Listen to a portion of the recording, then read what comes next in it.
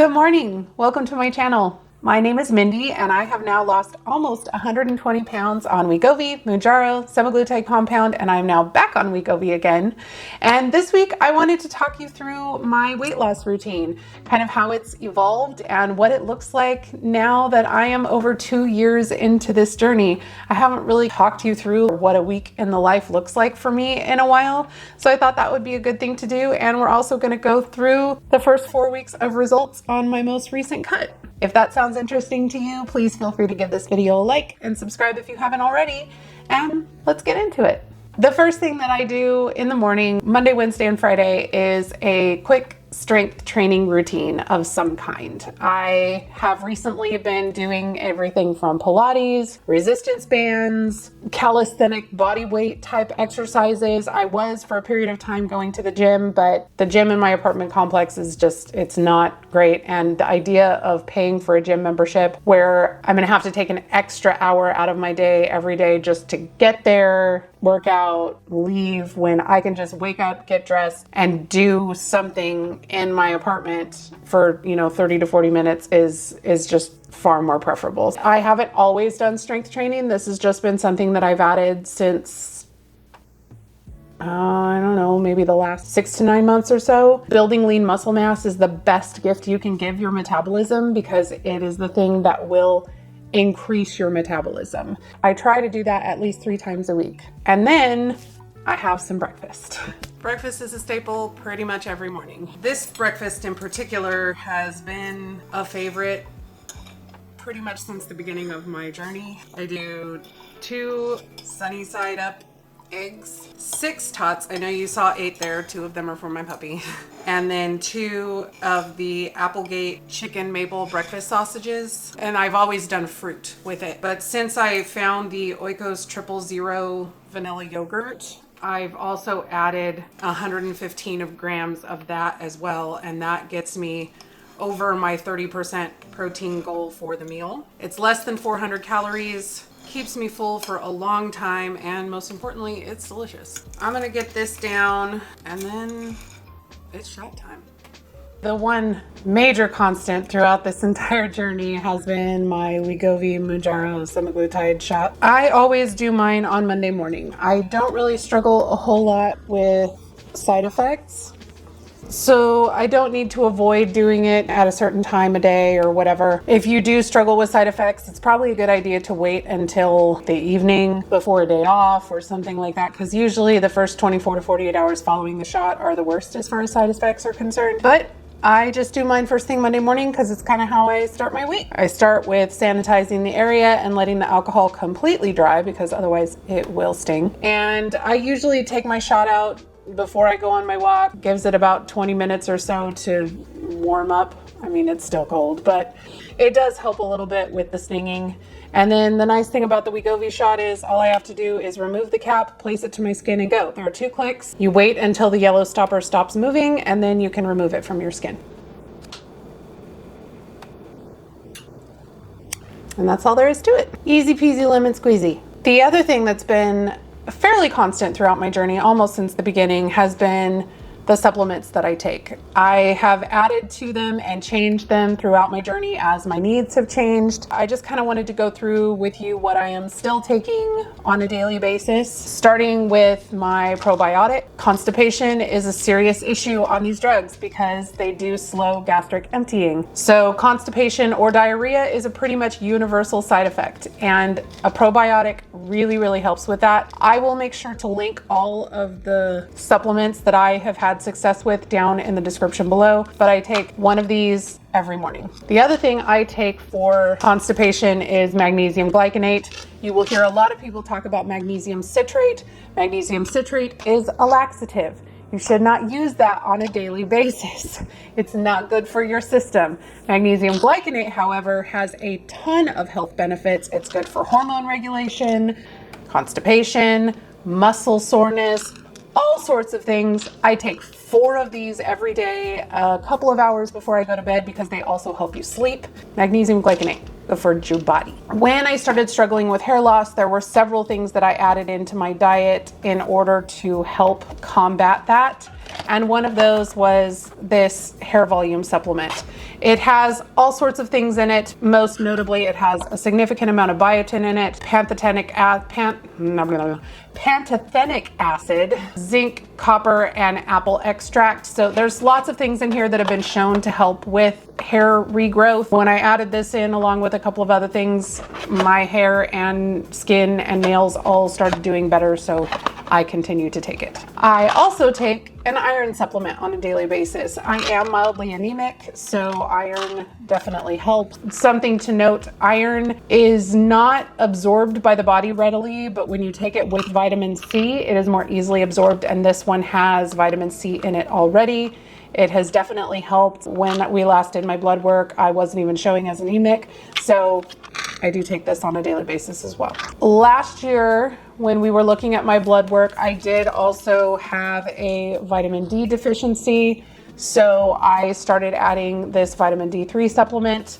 Vitamin D is responsible for all sorts of things in your body. Obviously, if you are not vitamin D deficient, this is not something that you would need to take. But if you have issues with your vitamin D or with fatigue or constantly getting sick or things like that, then you may want to have your blood work done and check your vitamin D markers. But this one in particular works very, very well because it definitely helped my vitamin D levels come up. One of the other things that we found when I did my blood work is that both my testosterone and DHEA levels were extremely low. So I started taking this DHEA supplement. Now my body does a very good job of converting DHEA into testosterone, but for whatever reason, I'm not producing DHEA on my own very well. Now, this supplement works like a hot damn.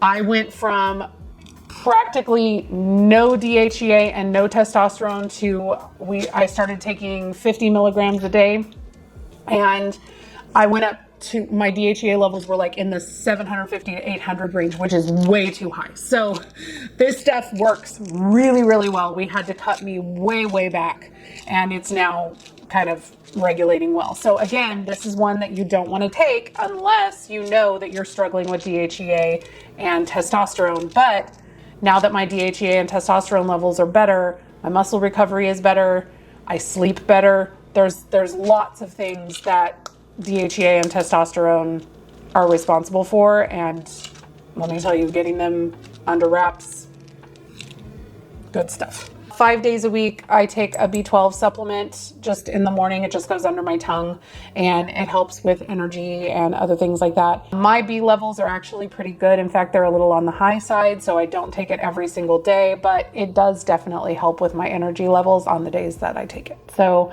I just kind of gauge how I'm feeling, and if I'm having a really low energy day, then I will take a dropper of these under my tongue.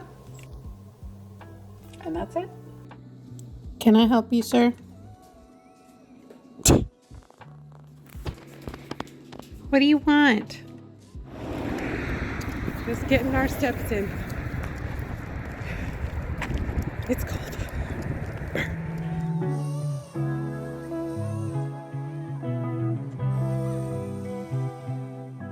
So the next step in my weight loss routine that really hasn't changed much since I started this whole business is meal planning and meal prep.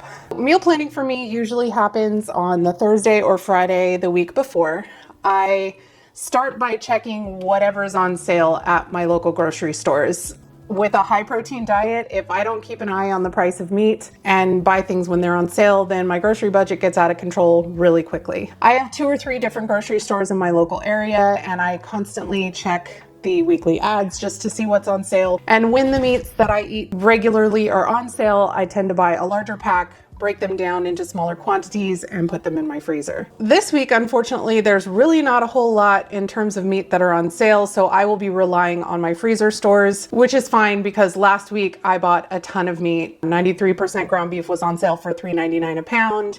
Chicken breast was on sale for $1.49 a pound. And chuck roast was on sale for $3.97 a pound. Normally, those are quite a bit more expensive, so of course I stocked up. I bought almost $50 worth of meat last week, so obviously my budget last week was a little higher than it normally is, but by buying it in bulk that one time, I can drastically reduce my budget on the following weeks when I don't really have to buy any meat, or I just need to buy a very little bit. The next thing I do is I will search for recipes using those types of meat. If you've been around for the last year and a half or so, you'll know that I've started using macro-friendly food. And a lot of you have told me that you've become subscribers, but the website is a little confusing to you, or you're having difficulty navigating it. I will say I don't really use the meal plan feature that much, or the shopping list feature very much anymore, just because it definitely has some quirks. They're experiencing massive growing pains. They're a fairly new company, and they're growing so fast that they're having a hard time keeping up. So they've recently hired an in-house technology department that's working on completely revamping the website and coming out with an actual app. And so until that happens, I am willing to stick with them through it because the recipes are just that good. So I just wanted to give you guys kind of a glimpse at what the website looks like and how I navigate it in order to use their website and find the recipes that I want to use. So let's dive in really quick and take a look at the app and how I search for recipes. I'm looking at a desktop or PC version. It's going to look a little bit different on your phone, but I find a computer or a tablet a lot easier to deal with than trying to look on a teeny tiny phone. So if that's what you've been doing, or if that's the only option you have, the navigation is pretty much the same. It's just gonna, look a little bit different. On the right hand side, you've got create a new meal plan, view saved meal plans, or browse all recipes, which you can definitely just click on this. On the left hand side, we have the main menu, which has the dashboard, which is this main homepage, my plans, which is all of my previous meal plans that I've saved, favorite recipes, which you can mark recipes that you've tried and you really love, or ones that you've seen that you really want to try, and you can heart them and they'll save in this favorite recipes. There's all recipes, and then my downloads is where you can see any downloaded meal plans, because you can buy previous months of recipes that took place before your subscription started, and you can download and print out PDFs of those recipes. I'm not a big printed recipe kind of girl. I prefer to just keep them digitally. I'm going to click on this all recipes. You can also do the browse all recipes down here. And once we click on that, this is what's going to come up. It's going to be all the recipes on the website. And you can, by all means, just scroll through here and look at it. But there are over 800 high protein, low calorie recipes on this site. So that for me would be extremely overwhelming. So instead, what I do is I go up here to the right, where there is a search function. There's also a filter macro button. So like if you're looking to just show recipes that have a specific amount of protein, a minimum amount of protein, if you're trying to fill in a specific amount of macros for your day, you can do that as well. But I would recommend doing your search first and then adding the filter for the macros. I'm going to click on this search function. And when you do that, you have two options. You can use a keyword, which is going to pull up a word or words from the title of the recipe itself, which works really well if you know the exact recipe you're looking for. Or you can search by ingredients, and that's what I want to search for. So I know that I happen to have a lot of chicken breast and a lot of ground beef in my freezer right now. So I'm going to search ingredients by ground beef. And then I'm going to hit submit. And you saw there that there is an option to click on my favorites. If you just want to search through the ones you've already tried and pick your specific favorites, you can go that route as well. Now that I've clicked on ground beef, it's going to pull up all of these recipes that she has with ground beef in them. I can try some Big Mac fries. Sounds delicious, but I don't know that I'm in the mood for that. Meatball sliders, which actually sound really good. There's this ravioli casserole, which is one that I've been eyeballing for a while. So I may kind of bookmark that one in my memory and try that one out. Sorry, my nose is reddening. Tortellini bolognese, some Philly cheesesteak fries, stuffed pepper soup, sweet and sour meatballs, bonsai burger, copycat In-N-Out burger. These ricotta meatballs are divine. I have had those before. I also really enjoyed these loaded tachos when we did them before. It's got like a chili on top. It's a Disney copycat recipe. This lasagna soup is really delicious that I've had before. A copycat Big Mac, baked beef and bean taquitos. Gnocchi bolognese we just had last week. I've been eating it for leftovers for lunch this week. So good. Teriyaki beef skillet. That sounds delicious. When I go through these and I find the ones that I want, I'm just going to click on it. It'll pull open another window that will show me all of the ingredients, the instructions on it. It has the prep time, the cook time, and how many people it serves.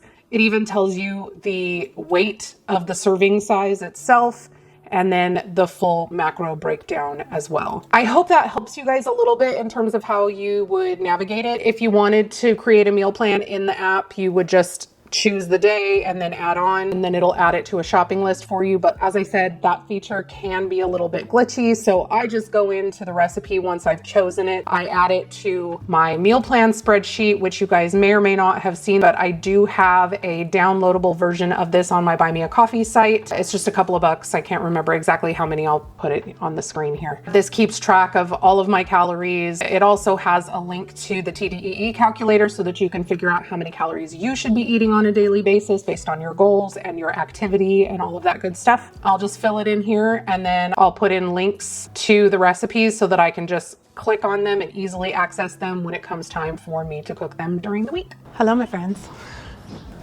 It's been a while since we've done one of these back porch confessionals. It's been a while.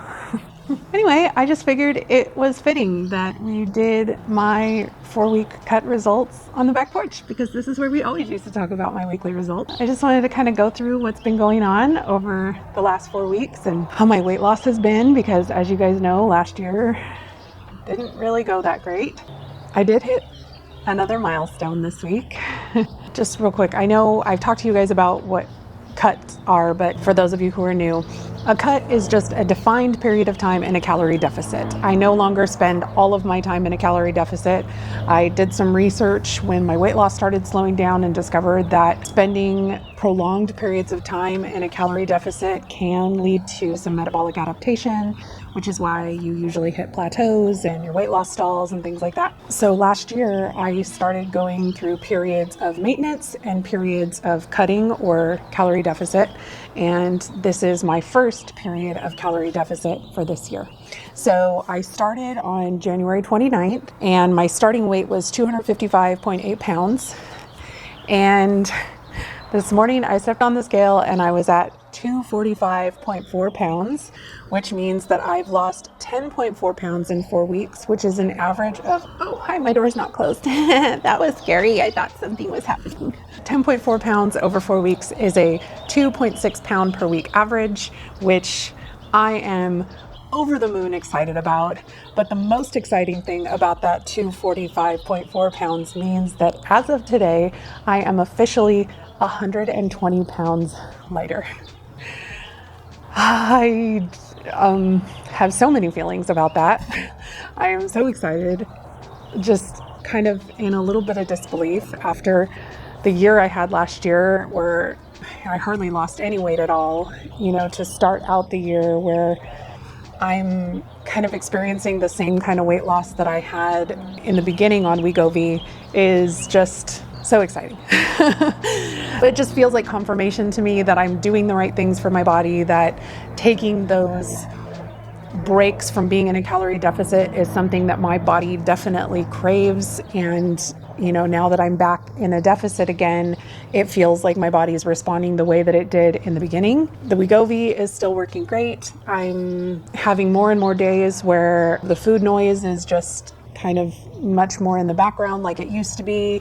I'm not feeling hungry as much and I'm getting full more quickly. This week I've actually struggled to eat enough calories because some of the meals that I chose were much lower in calorie. So I'm going to have to be careful with that going forward. In addition to losing that 10.4 pounds, my BMI went from a 41.1 to a 39.4, which is a 1.7 point difference. I don't hold a lot of credence in what BMI says is a healthy weight and all of that, but it's just another marker, another thing to look at.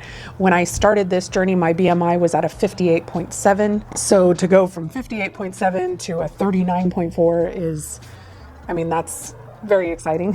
In addition, I do have a body fat it's a bioimpedance scale, so it does read my body fat. Obviously, they're not very reliable in terms of an actual body fat percentage, but it is something that you can track in terms of like the relative numbers. If you want more information on bioimpedance scales, there's a lot of videos on YouTube that talk about what bioimpedance is, how it measures and all of that good stuff. So, and that will do a much better job than I would of explaining to you how that works and why it's not the most reliable way of measuring your body fat. That being said, I went from 54.8% body fat to 52.3% body fat, which is a drop of 2.5%. But the thing that was the most exciting to me was when I looked at my lean mass that's calculated from that body fat percentage. My lean mass is actually increasing, which means that I am putting on muscle, hopefully. Obviously, again, bioimpedance, not the most reliable form of things, but it should be fairly reliable in terms of a relative perspective from where you were to where you are kind of thing. I went from 115.6 pounds of lean mass to 117 pounds of lean mass, which means that in theory, I gained almost 1.5 pounds of muscle in the last 4 weeks, which I am very, very excited about. Lean muscle mass, if you don't know, is the most reliable way to increase your metabolism long term.